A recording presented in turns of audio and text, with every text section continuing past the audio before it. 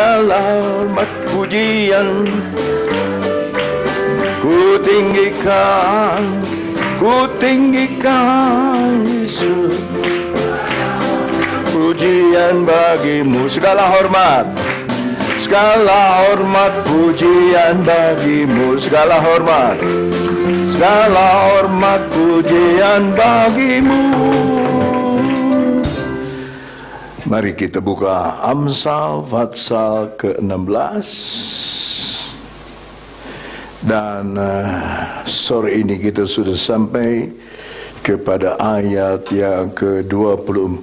Saudara punya waktu 1 menit untuk mematikan handphone saudara atau di silent, ya. Kalau di silent selalu ada sunyi senyap, jadi lebih baik dimatikan saja. Ya, malam kudus, sunyi senyap, silent night, holy night. Ayat berapa? Hah?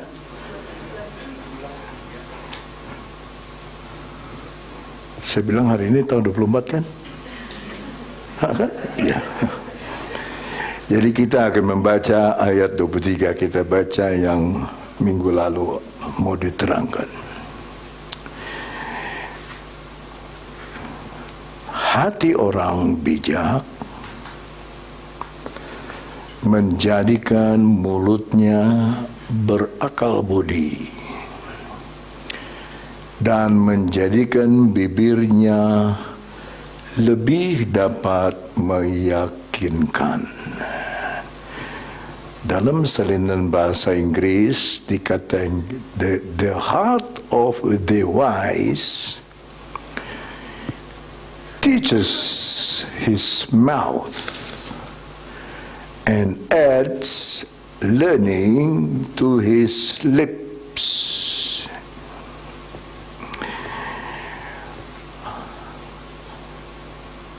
Hidup ini bergejolak, saudara. Ada kalanya kita di atas, ada kalanya kita di bawah. Ada kalanya kita mengalami kepahitan, ada kalanya kita mengalami madu, ada kalanya kita menikmati berkat, ada kalanya kita menghadapi laknat orang, ada kalanya kita dikesampingkan, ada kalanya kita diakui. Sometimes we are despised, sometimes we are glorified, but that's all is a part of our life. Semua itu adalah bagian dari hidup. Dari semua penyakit yang ada di dalam tubuh manusia, itu yang harus paling dijaga adalah heart, jantung. Biar gula bagus, tekanan darah bagus, makan bagus, apalagi trigliserid bagus, darah tinggi bagus. Kalau jantungnya berhenti, semua berhenti. Ya, kalau jantungnya bagus, semua kurang bagus, ya kita setengah mati. Tetapi Salomo mengajar satu hal yang indah sekali. Dia katakan the heart of the wise, hati orang yang bijak. Dia tidak ajar orang lain. Teacheth his mouth, mengajarkan, mengajari mulutnya. Kita seringkali menilai orang, apa tuh orang mulutnya kayak gitu. Itu bukan urusan kita. Urusan kita, kita ajar mulut kita. Walaupun saudara tidak bilang haleluya, sebetulnya saudara harus bilang haleluya, sebab hati saudara harus mengajar mulut untuk bilang haleluya, puji Tuhan.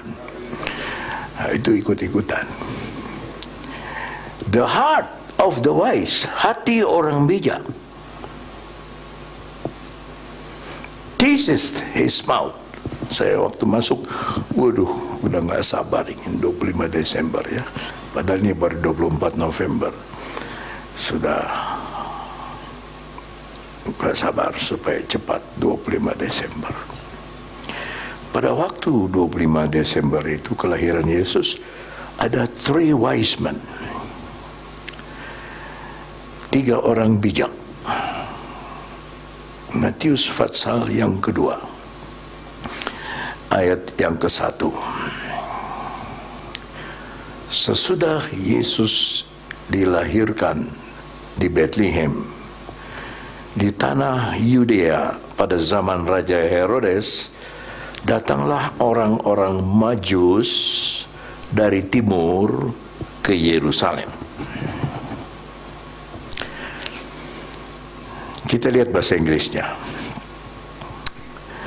Now when Jesus was born in Bethlehem of Judea in the days of Herod the kings, behold, lihatlah, there come wise men, orang-orang bijak. Jadi saudara jangan tunggu hari Natal dapat khotbah bagus, hari ini juga bagus. Ya, tiap kebaktian itu selalu Tuhan sediakan yang bagus buat saudara. Ya. There come wise men from the east. Dia tidak disebut negaranya, hanya disebut dari timur, to Jerusalem.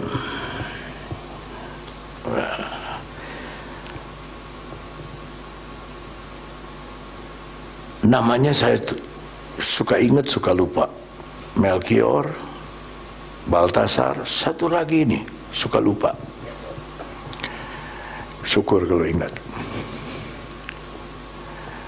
Tetapi kita sedang belajar firman yang hidup. Firman apa saudara? Yang hidup. Banyak orang menyalin ini dari bahasa Ibrani, bahwa ini Majus ini datang dari kata magoi, tukang sihir, orang berilmu. No, tidak. From the east, dari Yerusalem, to Yerusalem, dari timur ke Yerusalem. Di dalam Wahyu pasal yang ke-22, ayatnya yang ke-5 dan ke-6, dan malam tidak akan ada lagi di sana, dan mereka tidak memerlukan cahaya lampu. Ini keadaan di sorga. Dan cahaya matahari, sebab matahari dibikin di kitab Kejadian, sebab Tuhan Allah akan menerangi mereka, dan mereka akan memerintah sebagai raja. Saudara akan memerintah sebagai raja. Maka jangan bersaksi seperti pengemis, harus bersaksi seperti raja. Ya, mental kita kebanyakan mental budak seperti orang Israel waktu di Mesir. Waktu keluar, mental budaknya itu masih ada, sehingga itu kehebatan Tuhan itu nggak kelihatan sama dia. Dinaungi awan, dinaungi tiang api, ya, sampai Tuhan bilang, wah bohwat ini orang harus mati di padang gurun, mati. Hanya Yosua dan Kaleb, yang saya sudah terangkan hari Minggu, yang boleh masuk. Dari 3 juta Israel cuma 2 orang, termasuk Musa, tidak boleh masuk. Hanya 2 orang yang taat, penuh iman. Sebab mentalnya bukan mental takut, mentalnya bilang kita bisa menguasai negara itu, kita bisa menguasai orang-orang tinggi itu, kita bisa mengalahkan dia sampai dianggap makanan. Mereka adalah roti bagi kita. Jangan takut dan jangan. Mereka adalah roti bagi kita. Coba percobaan dianggap roti. Itu pahlawan namanya. Kita kan cengeng kalau kita kena percobaan sedikit, kita kayak kerupuk bukan roti. Kerupuk kena angin peot. Tunggu aja 1 jam, coba makan kerupuk. Lah, masuk angin. Bukan MKD aja yang masuk angin, saudara. TKR juga tukang kerupuk masuk angin. Berikut ayatnya. Lalu ia berkata kepadaku, perkataan ini tepat dan benar. Nggak bisa belok-belok lagi. Dan Tuhan Allah yang memberi roh kepada para nabi telah mengutus malaikatnya untuk menunjukkan kepada hamba-hambanya apa yang harus segera, kronos, segera terjadi. 7. Sesungguhnya aku datang segera. Berbahagialah orang yang menuruti perkataan nubuat kitab ini. Lompat kepada ayat 12. Ayat 12. Sesungguhnya aku datang segera, dan aku membawa upahku untuk membalaskan kepada setiap orang menurut biar dia Israel keluar dari Mesir oleh tangan yang hebat, tangan yang kuat. Laut Kulsum terbelah. God divide the Red Sea, become 2. Walls of water, and Israelites walking in the middle. They cannot remember that. That's why God punished them. They cannot enter the promised land. 13. Aku adalah Alfa dan Omega. Ini yang Tuhan kasih sama saya ketika saya ketakutan. Apa saya mati ini Tuhan? Apa saya piansui? Apa saya lumpuh? Ini nggak bisa ngomong. Yang pertama dan yang terkemudian, yang awal dan yang 14. Berbahagialah mereka yang membasuh jubahnya, mereka akan memperoleh hak atas pohon kehidupan dan masuk melalui pintu gerbang ke dalam kota itu. Dengar baik-baik. Adam dan Hawa makan buah pengetahuan baik dan jahat. Kita dijanjikan akan makan buah pohon kehidupan. Artinya kita akan hidup terus. Ayat 15. Tetapi anjing dan tukang sihir, orang sundal, orang pembunuh, penyembah berhala, dan setiap orang yang mencintai dusta dan yang melakukannya tinggal di luar. Saya sudah baca ini hari Minggu. Berikut.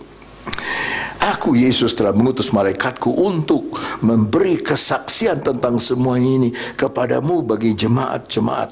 Aku adalah tunas,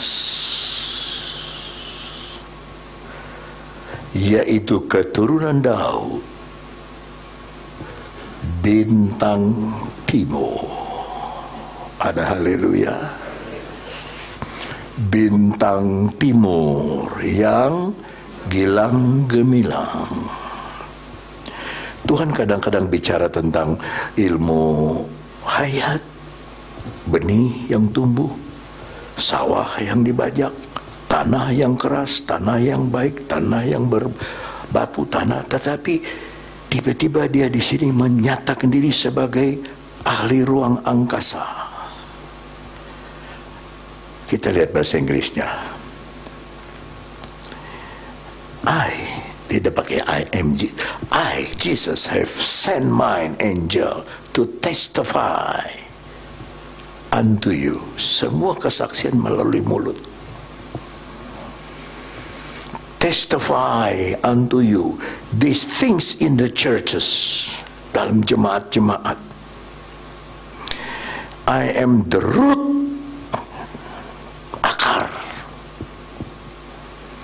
Bukan root beer, root, the root and the offspring, tunas of David. Coba, aku keturunan Daud, and the bright and the morning star. Mungkin saudara belum bisa menangkap maksudnya.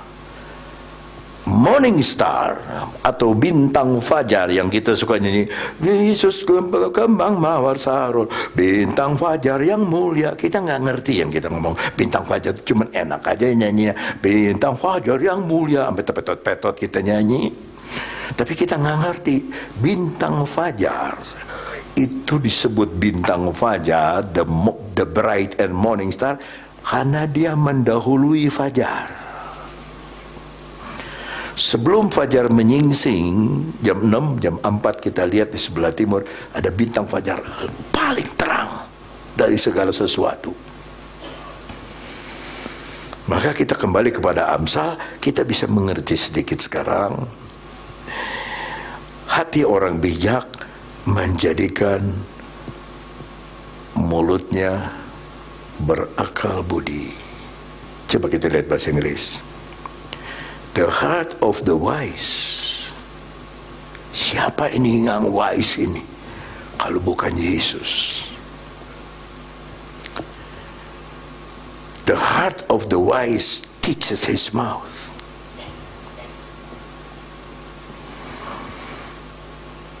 Sejak dia umur 12 tahun, saudara, dia udah di bait Allah.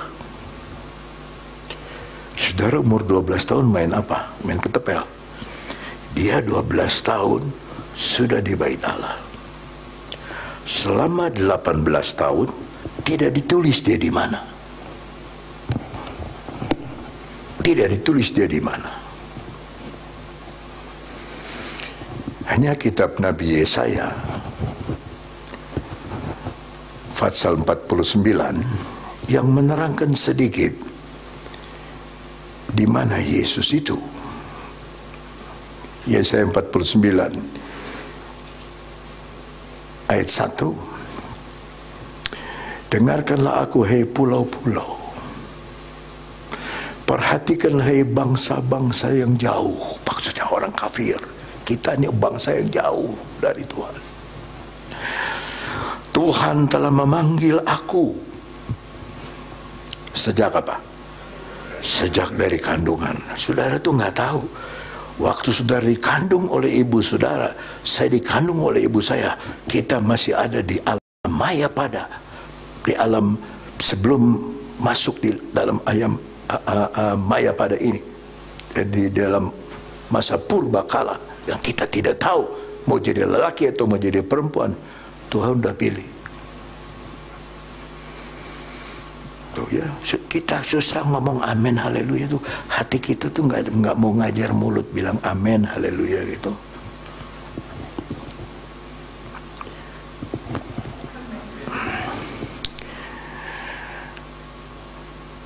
Dan menyebut namaku sejak dari perut. Ingat waktu Maria mengandung, hendaklah engkau menamakan dia Yesus. Belum lahir udah dikasih nama. Itu Yesus. Kita lihat baca ayat kedua. Ia telah membuat apa? Ini saudara. Ini kesaksian Yesus di perjanjian lama. Orang Yahudi nggak lihat, nggak ngerti ini. Ia telah membuat mulutku sebagai pedang yang tajam, dan membuat aku berlindung dalam naungan tangannya.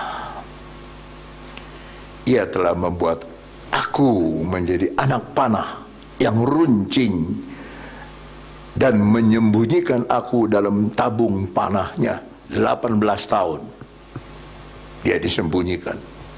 Dari umur 12 di bait Allah, Dia tanya jawab dengan guru-guru besar dalam Lukas pasal 2. Dia tanya jawab, dia tanya jawab, dia tanya jawab, dia tanya jawab, sampai bingung itu profesor, doktor, karburator, kotor, bocor. Bingung, ini anak umur 12 tahun, dia bisa jawab semua pertanyaan profesor. Kalau saudara sekarang ada anak umur 12 tahun, profesor tanya, dia jawab. Itu lebih dari jenius. Makanya Tuhan kita itu, He is beyond genius. Ini terlalu keras nih.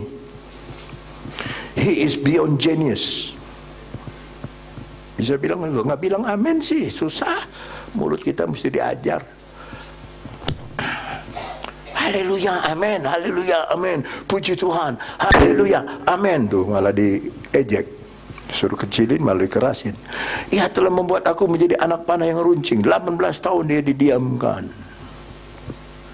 Wise. Kita kembali kepada Matius 2 ayat 2. Ini 3 orang bijak dari timur dan bertanya-tanya. Tuh, kalau nggak tahu nanya. Dan nanyanya bukan sekali, dia bertanya-tanya. Hatinya mengajar mulutnya untuk mengeluarkan pertanyaan. Nah, kalau orang bertanya, bisa dijawab ya, bisa dijawab tidak, bisa dijawab tidak tahu, bisa dijawab tanyakan yang lain, karena yang ditanya dia tidak tahu. Bertanya-tanya, di manakah dia raja orang Yahudi yang baru dilahirkan itu? Kami telah melihat, bukan cemaraknya, kami telah melihat pohon Natalnya, kami telah lihat bintangnya di timur. Dia the bright and morning star, and I already have seen that star. Belum ada ilmu perbintangan, tapi ini 3 wise men dia tahu. Raja Herodes tidak tahu, udah jadi raja. Semua orang yang menjajah Yahudi tidak tahu, tapi 3 wise men ini dia tahu. Maka dalam studi kita punya gereja, mereka adalah 3 pribadi yang diangkat hidup-hidup oleh Tuhan ke sorga. Pertama Henokh, yang kedua Elia, yang ketiga Musa, karena kuburannya tidak ada. Musa meninggal, tapi diperbutkan mayatnya itu oleh iblis. Musa diangkat. 3 orang ini menjadi saksi dari bintang yang dari timur itu. Kesaksian pertama, Matius 17 ayatnya yang ke-1 dan ke-2. Matius 17 ayat ke-1. 6 hari kemudian Yesus membawa Petrus, Yakobus dan Yohanes saudaranya, dan bersama-sama dengan mereka ia naik ke sebuah gunung yang tinggi. Nanti saya katakan tadi bahwa kita kadang-kadang di gunung yang tinggi. Ada haleluya saudara. Haleluya. Di situ mereka sendiri saja. Saya juga heran kenapa orang senang dengan tempat yang tinggi. Bisa lihat jauh, lihat apaan? Tadi saya main-main lihat di hotel, di tempat tinggi bagaimana lihatnya? Lihat genteng. Genteng. Lihat ada kucing di atas genteng. Kita udah bangun tuh mahal-mahal. Cuma lihat genteng dan kucing. Nggak ada yang lihat ke atas tuh, lihat sorga gitu, nggak ada. Lihat ke bawah, lihat dunia bagaimana nih. Tuh dia.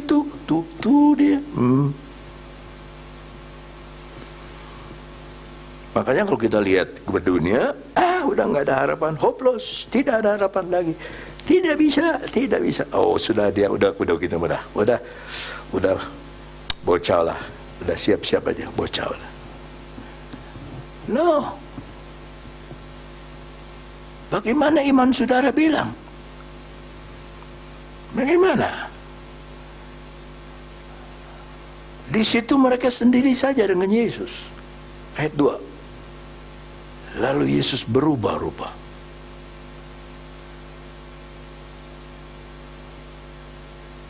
Tadi saya ketemu kawan yang belum dalam Tuhan. Temannya satu toko berkata, "Om, lihat sekarang dia. Mukanya gelap. Bangunnya siang.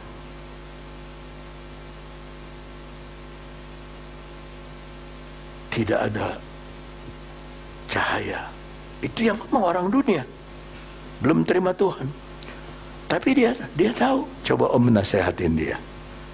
Siapa tahu dia bisa kembali. Bisa bersukaria lagi. Orangnya baik. Kenapa? Habis tiap malam tupok terus. Tupoknya sama orang luar negeri. Udah main tupoknya di internet. Udah dikerjain.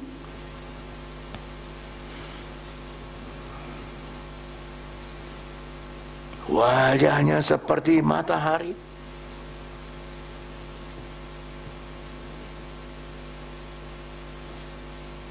Dan pakainya menjadi putih bersinar seperti terang. Aduh saudara, kalau saya mah bisa lihat ini, udah nggak ada takutnya dah. Tuhan, hebat, Engkau hebat.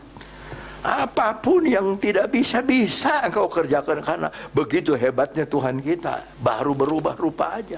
Tetapi ayat 3 berkata, tiba-tiba maka nampak kepada mereka Musa dan Elia.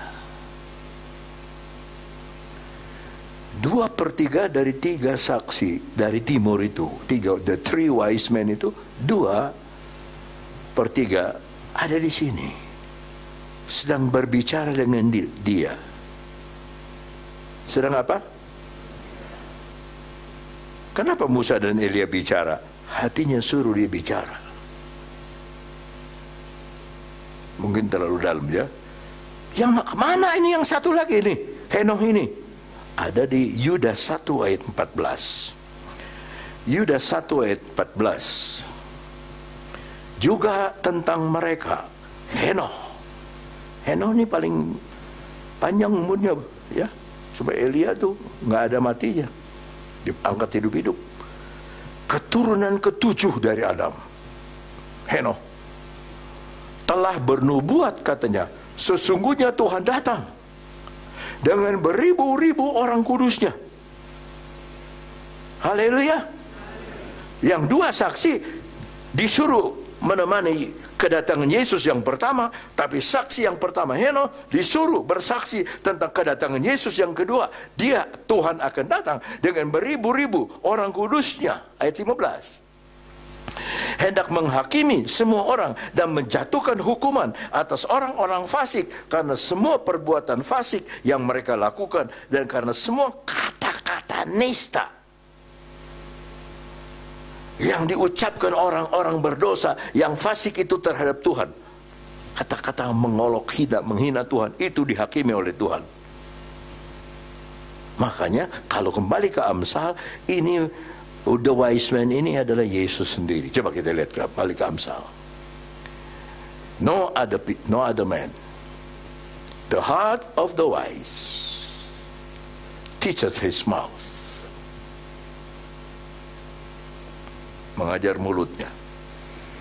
Dalam Yesaya 49 tadi, dijadikannya mulutku tajam seperti pedang.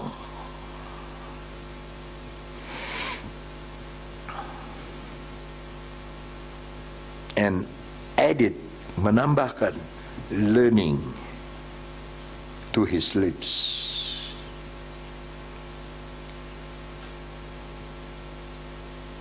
Kata wise, bijaksana, tapi dalam keadaan pasif. Tetapi learning seperti saudara sekarang, dalam keadaan aktif, mau belajar. Mau belajar, saya mau belajar. mau belajar firman Allah, mau belajar sabda Tuhan, biar macet, biar hujan, saya mau datang, mau belajar firman Allah. Saya mau datang, mau belajar firman. Edith. Sebab kalau hati kita diajar oleh Tuhan yang punya hati yang baik. Ingat loh, Tuhan Yesus itu berkeliling kemana-mana itu berbuat baik. Kisah Rasul 10 ayat 38. Kisah Rasul 10 ayat 38. Yaitu, baca di depan, tentang Yesus dari Nazaret. Bagaimana Allah mengurapi dia dengan Roh Kudus dan kuat kuasa. Dia yang berjalan berkeliling sambil berbuat baik. Dan jangan heran saudara kalau saudara berbuat baik, dianiaya, difitnah, karena saudara berbuat baik. Kalau saudara pro yang baik, malah diolok. Berbuat baik apalagi. Dan menyembuhkan.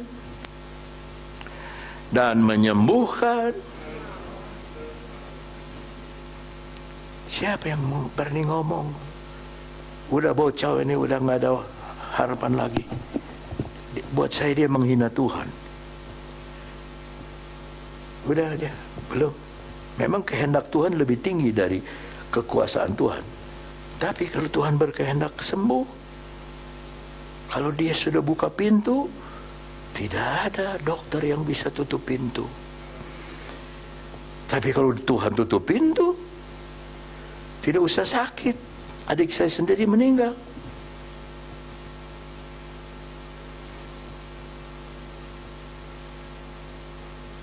Saya baru pulang dari Bali dan saya ditanya sama satu anggota gereja dari GBT, Gereja Bethel Tabernakel. Saya 2 kali diundang ke sana. Kali yang kedua ada pemimpin pujian. Lagu saya ajarkan. Pujilah nama Tuhan, tabib, segala tabib itu mereka hafal.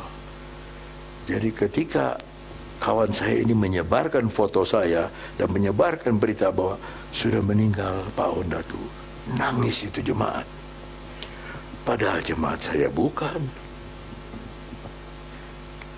Yang memimpin pujian nangis, termasuk istri saya Om, dia nangis juga.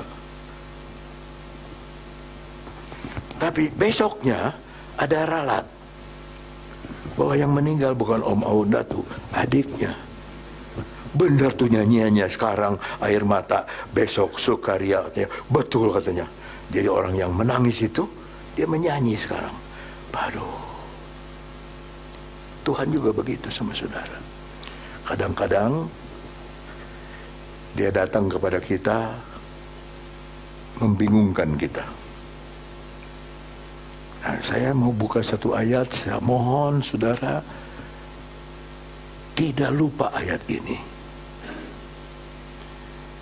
Kita buka kitab Nabi Yesaya. Kitab Nabi Yesaya, fatsalnya yang ke-43. Ayatnya yang kedua.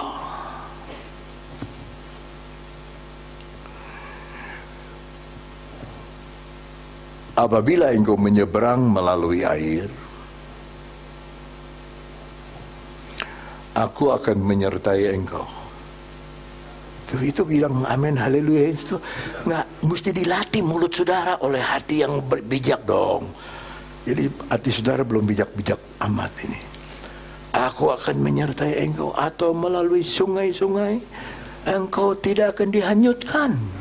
Apabila engkau berjalan melalui api, engkau tidak akan dihanguskan, dan nyala api tidak akan membakar engkau.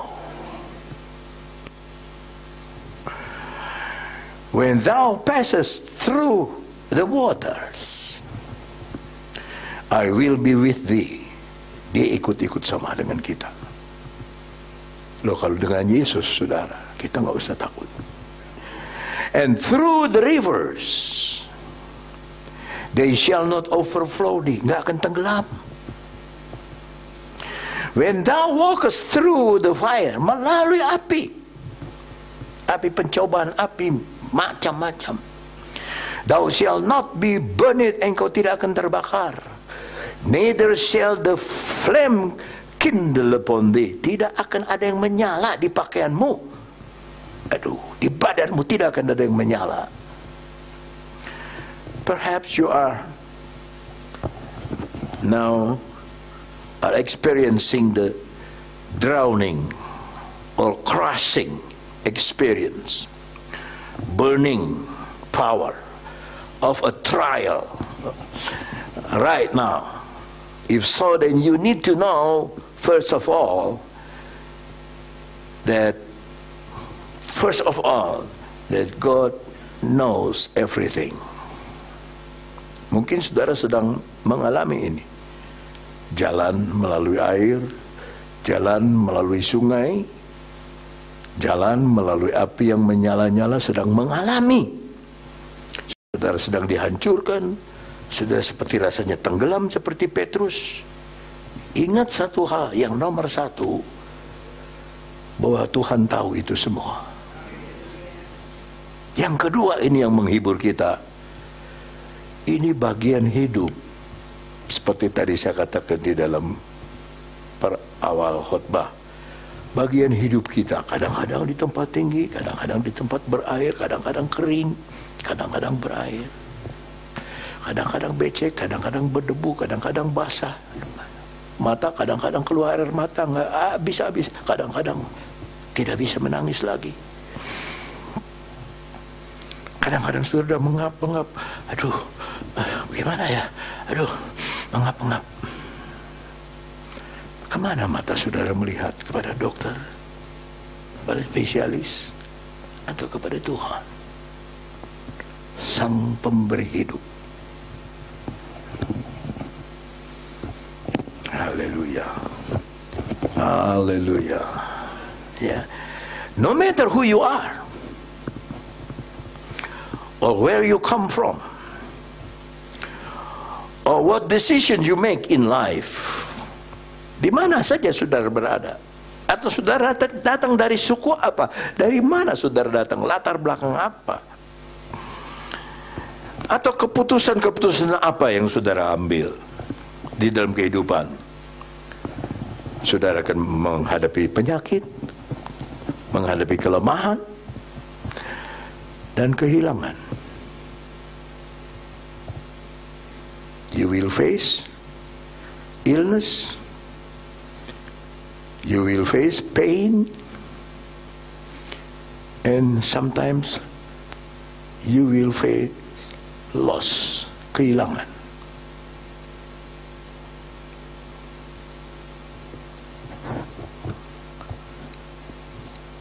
Jangan ngajarin saya tentang kehilangan, sebab saya hilang semuanya. Papa hilang, mama hilang, adik hilang, anak pun hilang. Kadang-kadang kalau saya dapat perlakuan yang tidak enak, saya suka sedih. Tidak bisa ngadu lagi sama adik, tidak bisa ngomong lagi sama papa, tidak ngomong lagi. Tapi ada Bapa yang kekal. Kita bisa ngadu sama dia.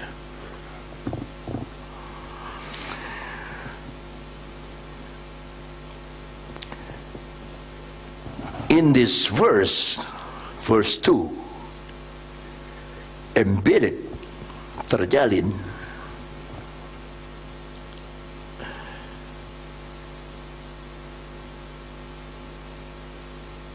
janji, the promises, janji-janji Allah. Dari ayat yang sama of this text is the reality of suffering, kenyataan dari penderitaan. When you pass through the waters, itu kan penderitaan. Engkau menyeberang air yang besar, menyeberang air. Kadang-kadang percobaan itu seperti banjir bandang. When you walk through the fire, ketika engkau berjalan melalui api, kadang-kadang situasi kita panas seperti melalui api. God's children, anak Tuhan, as the everlasting promise of God. Kecilin saya bilang juga ini nih.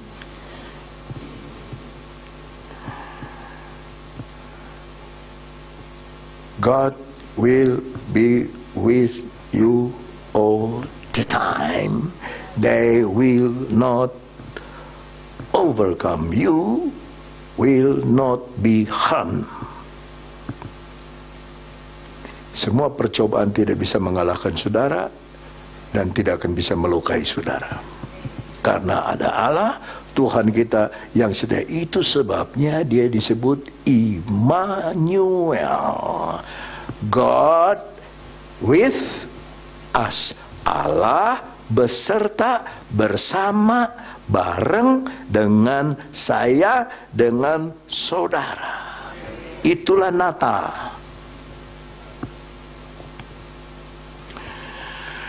Jadi saudara nanti kalau kebaktian Natal udah ngerti dah.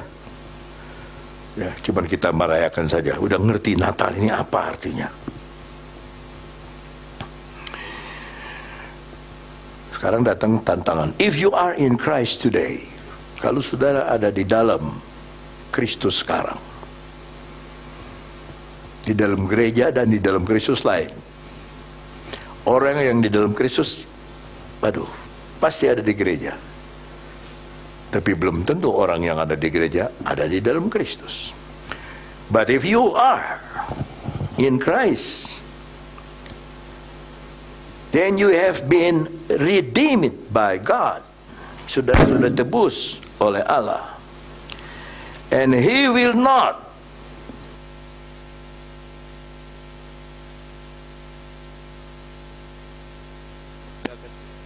semua pada saudara. Yeah, He will not everything will happen. And He will not let anyone harm you. Maka jangan takut pulang ke Rusia. Tidak akan ada bom yang nyerempet-nyerempet, tidak akan ada. Tuhan akan beserta. Ya kalau kena juga, bom itu tidak meledak, cuman peletak. Kayak tadi aja suaranya. Masa saudara lagi di WC, dengar suara gitu kaget. Pusuk. Enggak apa-apa, sudah terbang aja. Ya.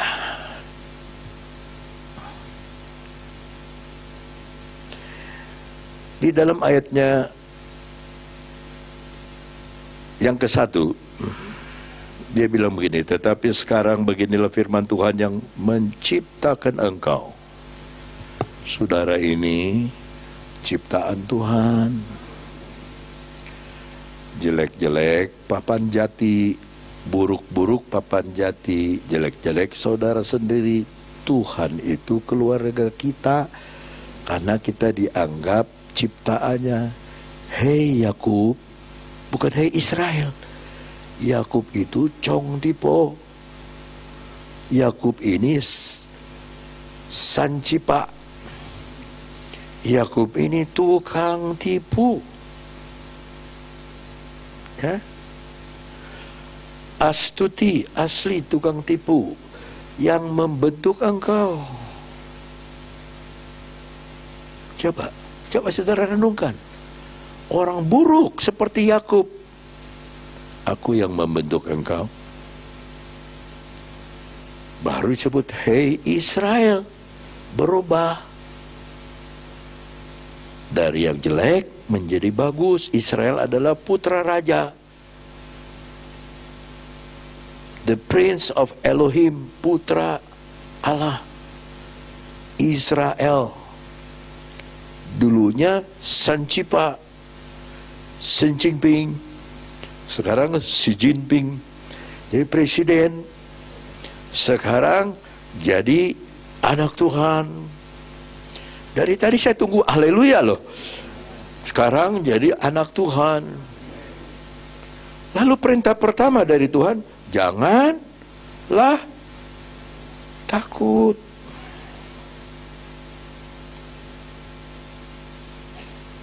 Saya bisa lihat saudara yang takut sama yang nggak takut kelihatan dari sini.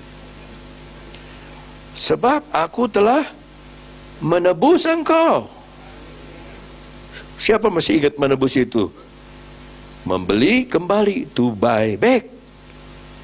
Ya, dulu kamu digadai seperti Yakub jelek, tapi aku beli kembali untuk dijadikan Israel.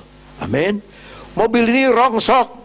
Ini sekarang musim di Amerika. Saya beli dah berapa rongsok juga. Dibeli pakai mesin baru, dipoles lagi. Jadi harganya 3, 4, 5 kali lebih mahal. Begitulah Tuhan memproses kita, saudara. Aku telah memanggil engkau. Hai. Masih ingat? Udah lupa apa artinya hai? Lupa. Baru minggu diajarin. Hai. Hidup. Hidup itu bahasa Ibraninya hai. Hai. Kok nggak ada yang jawab? Hai. Kok hai, haleluya. Hidup. Hidup, amin. Hidup, amin. Hai, haleluya. Glory to God. Hai Israel. Ini bacanya hey. Janganlah takut, sebab aku telah menebus engkau, aku telah memanggil engkau dengan namamu. Jangan lagi sebut Yakub lagi ya, jelek. Namamu sekarang Israel. Ya, ganti nama, sudah. Ya. Dulu Van Kui, sekarang bukan lagi Van Kui. Sekarang apa tuh? Van Kui itu apa? Setanasi apa? Bukan lagi sekarang, mah. Kita nih suka firman sekarang. Makan firman tiap hari. Puji Tuhan. Haleluya. Engkau ini kepunyaanku. Aduh. Sekarang ku milik Yesus. Tadi Ibu Ratna doa. Terima kasih Tuhan. Kami memiliki engkau. Terbalik. Tuhan yang memiliki kita.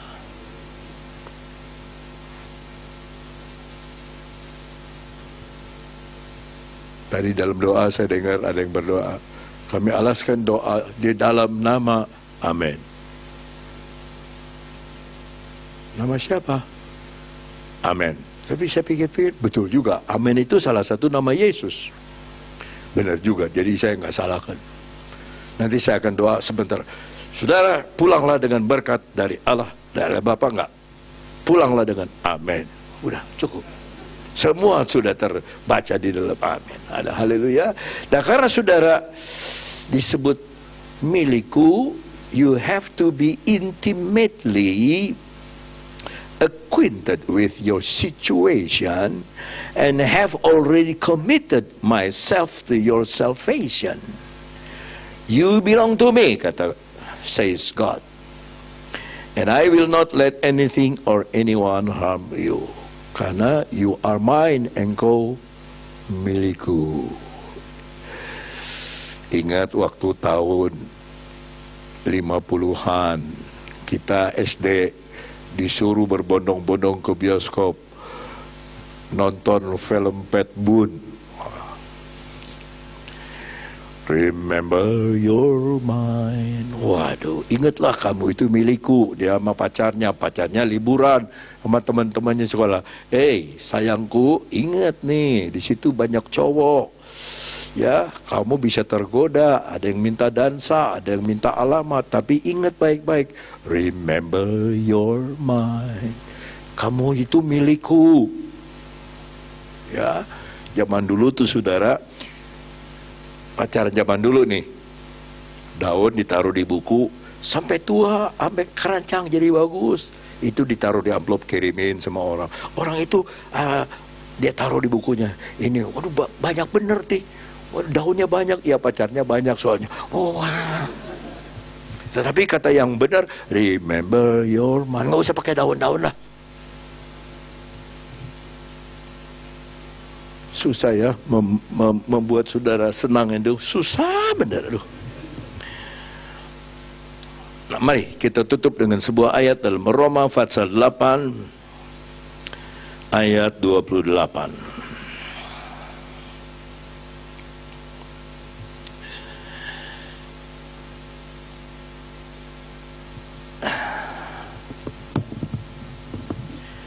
There's no one thing in your life happen and experienced by you that not for your good from God. Tidak ada sesuatu pun yang terjadi yang tidak enak kelihatannya yang bukan untuk kebaikan saudara dari Tuhan.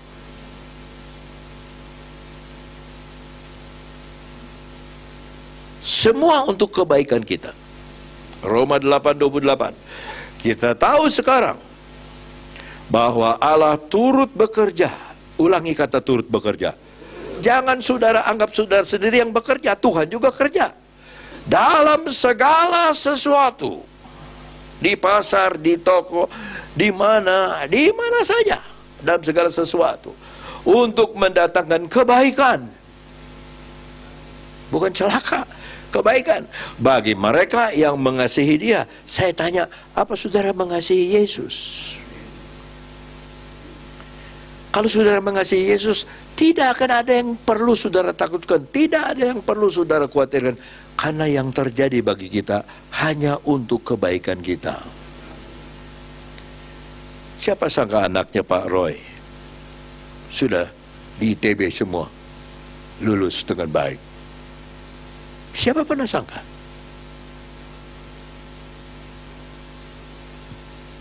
ITB harus nyogok. Dia tidak nyogok. Masuk. Siapa yang bisa sangka? Ya. Mereka yang terpanggil, saudara terpanggil kan? Sesuai dengan rencana Allah. Jadi Tuhan tuh punya rencana bagi saya, bagi saudara lain-lain. Tapi ingat satu hal, tidak ada rencananya yang jelek. Mari kita berdiri bersama-sama. Best.